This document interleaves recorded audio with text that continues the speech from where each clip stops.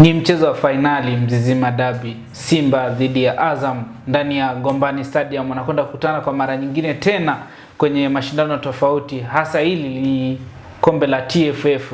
Tuko hapa kukuletea uchambuzi wa kina ni namna gani mchezo utakavyokuwa. Mimi ni Yusufu Mpuma, niko na Leopard John ambaye atakuwa ni mchambuzi kinara katika siku hii ya leo. Leopard John, ni derby nyingine ya Mzizima Derby kwa mara ya 3 kama sikosei. For this season. Wanakwenda kukutana.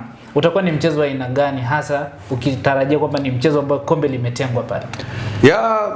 Ni mchezo mwingine mgumu ambao tunakwenda kushuhudia katika msimu huu wa kimashindano wa mwaka 2025-2026, finali kombe la shirikisho la TFF, ambako Simba Sports Club atakuwa akipiga dhidi ya Azam. Na ukijaribu kutizama imekuwa ni mechi ambayo inakwenda kuhusisha timu mbili ambazo zimekuwa na ubora mkubwa kuanzia kwenye hatua za mtoano hadi kufika hapa katika mchezo wa finali. The way ambavyo wamekuwa wana mwenendo mzuri. Azam Football Club amekuwa na kiwango bora, na tukumbuke kwamba ameingia katika hatua ya finali mara baada ya kumfunga Young Africans katika mechi ya nusu finali. Hii inathibitisha kwamba Azam Football Club yuko very serious kuelekea kwenye huu mchezo. Sasa pia kwa Simba ametoka kumfunga Coastal goli 4-0 and then ameingia katika hatua ya finali. Hii inathibitisha kwamba kila timu walikuwa wana mwenendo bora katika hatua za awali kabla kufika katika hatua ya finali. Kwa hiyo kesho kikubwa ambacho tunakwenda kukisubiria ni jinsi gani ambavyo walimu wa timu zote mbili watakwenda kuelekea huu mchezo, hasa katika upande wa kimbinu, kwa maana mwalimu Faraha Ibenge kwa upande wa Azam Football Club, lakini Steve Barker kwa upande wa wekundu wa Msimbazi Simba. Kwa hiyo mpaka sasa hivi mechi hipo 50-50.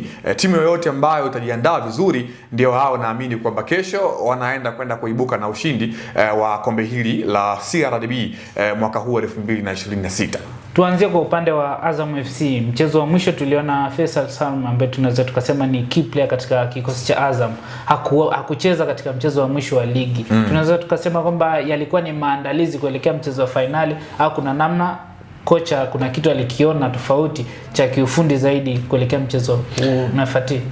Nafikiri ni plan nzuri ya mwalimu Faraha Ibenge ambayo aliingia nayo mechi ya mwisho kwenye ligi kuu dhidi ya Dodoma Jiji, mechi ambayo Azam walikuwa hawana pressure, walikuwa wanafahamu kile ambacho wamekitafuta msimu mzima washakipata. So hauwezi kuriski kumtumia mchezaji wako ambaye ana faida kubwa kwenye kikosi and then umuingize kwenye fatiki huku ukiwa unafahamu kwamba kuna mechi ngumu mbele ambayo inakuja, ambayo unamhitaji awe strong katika maeneo yote ili mradi aweze kukupa kile kitu ambacho wanakihitaji kwa maana ya ubingwa. Sio tu kwa Azam, hata kwa upande wa Simba, kwa maana Steve Barker rotation ambayo alifanya katika mechi ya mwisho dhidi ya KMC kwa asilimia takriban 95 tulishuhudia mabadiliko katika maeneo muhimu. Akina Eli Mpanzu, Libasogwe, Anseti Ura, Chama hawakuwa sehemu ya kikosi, kitu ambacho kinatudhihirishia kwamba walimu walikuwa wameshaandaa mpango kazi kabla ya mzunguko wa mwisho kunako ligi kusoka Tanzania bara.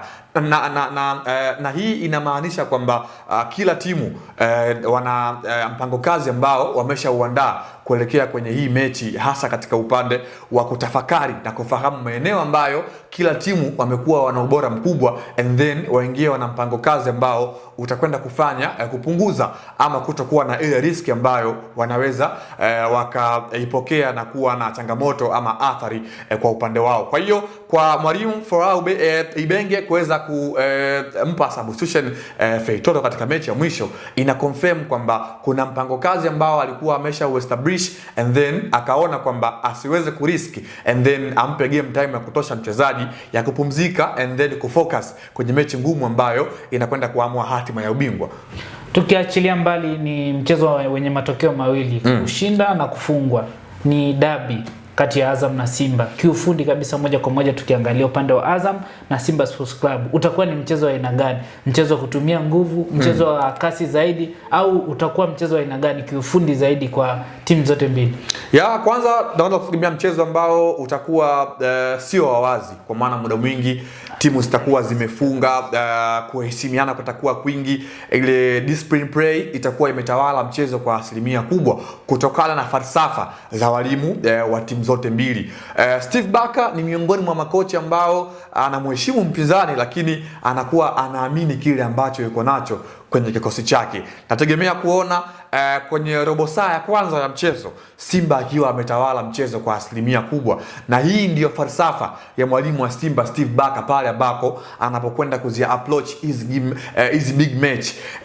Jaribu kutizama kwenye mechi dhidi ya Young Africans robo saa ya kwanza ya mchezo, the way ambavyo aliingia na kasi kubwa, kitu ambacho kikamfanya aweze kupata goli mbili za haraka haraka. Nategemea kuona mpango kazi kama huo akiweza pia kuutumia katika mchezo wa kesho dhidi ya Azam Football Club, ambayo mwalimu Florai Benge kwanza falsafa yake ni kumheshimu mpinzani katika nyakati muhimu za mchezo. Robo saa ya kwanza, robo saa ya pili, and then robo saa ya tatu. And then muda huo atakuwa anaandaa mpango kazi ambao utakuwa kuwa timu ya pili kiwanjani, huku akiwa anatumia faida ya kuwa na wachezaji ambao ni runners kiwanjani. Hapa namzungumzia Idi Suleiman Nado, ana mikimbio iliyokuwa bora, and then una mtu kama vile Faisal Salum Abdara Feitoto, ambaye huyu ni kiungo ambaye ana kupa balance katika nyakati mbili za kimchezo, timu ikiwa haina mpira, the same pia ikiwa inakwenda kushambulia. So ni mchezo ambao tunakwenda kuelekea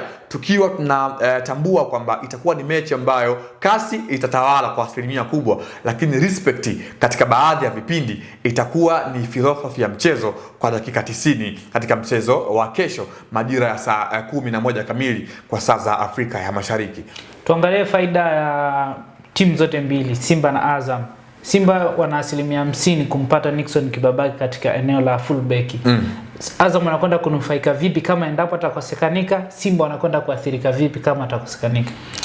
Kibabage ni modern winger, kwa maana ma wingback wa kisasa ambao mwalimu Steve Barker amekuwa anawatumia opportunities, hasa pale ambako akiwa anakwenda kushambulia. Ukiwa na mlinzi wa pembeni aina ya Kibabage, anakuwa anakuofa vitu viwili. Kasi yake aliyokuwa nayo itawafanya kuwa keep busy wale walinzi wa pembeni wa timu pinzani, ambako ikiwa anakwenda kushambulia watajua yes, kuna mtu ambaye kama tusipokuwa makini anaweza kuturisk katika lango letu. So inawaongezea umakini na kuweza kuwafanya wawe busy, na hata pia kupunguza ule uhatari wao wa kuweza kuoverlap, kwa maana Azam na yeye pia ana washambuliaji, ana walinzi wa pembeni ambao wana huo ubora mkubwa wa kuoverlap, lakini pia kuunderlap pale ambako mpira wanakuwa hawana katika upande wa kufanya ile marking wakiwa wanatafuta mpira. So Kibabage ni wingback ambaye anaofa vitu vingi. Akiwa hana mpira utaona akiwa anakwenda kukaba,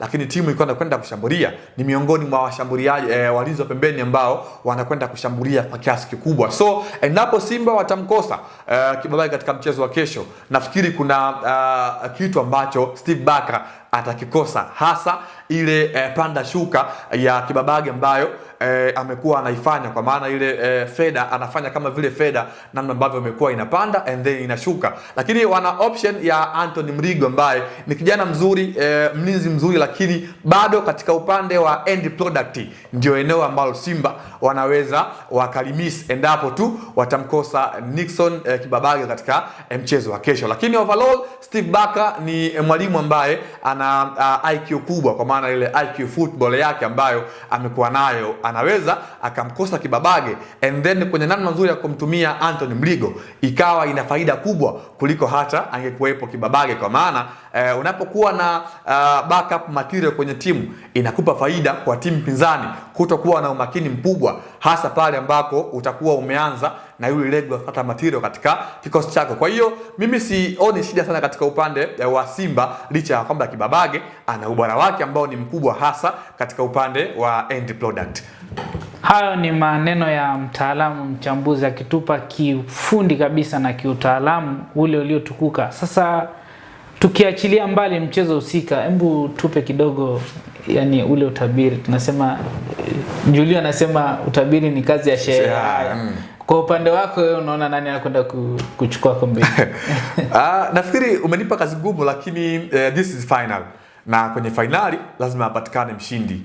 I trust me, record ya mwaka 2019 inakwenda kujirudia kwa Azam FC kutoa ubingwa wa msimu huu. Wana Simba mtanisamee, lakini this is reality. Naona Azam Football Club anakwenda kutoa ubingwa wa pili wa kombe la shirikisho la TFF.